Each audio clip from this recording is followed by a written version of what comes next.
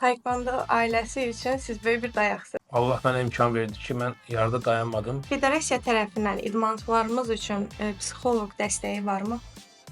İnanılmaz fikirlər dəyişir. Əgər taekwondo məşqçisi olmasaydınız, hansı peşəni yiyələnmək istəyərdiniz? Anamın dili ilə deyəndə həmişə dedim prokuror olacağam. Gənc idmançılara ən çox hansı xüsusiyyətlərinə görə qiymətləndirirsiniz?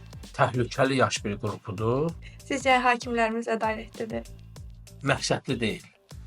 Məşqçinin ən çətin tərəfi nədir? İdmançıları yarışa hazırlamaq, yoxsa valideynləri sakitləşdirmək? Hansı bir keyfiyyətsiz bir müəllim məsələn özünü qəhrəman kimi təqdim edir. İdmançı olanda məşqçinizin sizə dediyi və heç vaxt unutmadığınız bir cümlə varmı? Dedi ki, Gündüz sənin xətri çox istəyirəm.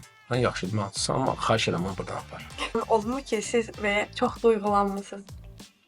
Təbrik elədi. Çıxanda dedim ki, Məhəmməd, mən bağışla ki, mən sənə yalan danışmışam. Dedim, müəllim nə oldu, mənim nə oldu? Dedim ki, İdmanda öyrəndiyiniz ən böyük həyat dərsi nə olubdu? pisliyə yaxşılıqla qisas almaq.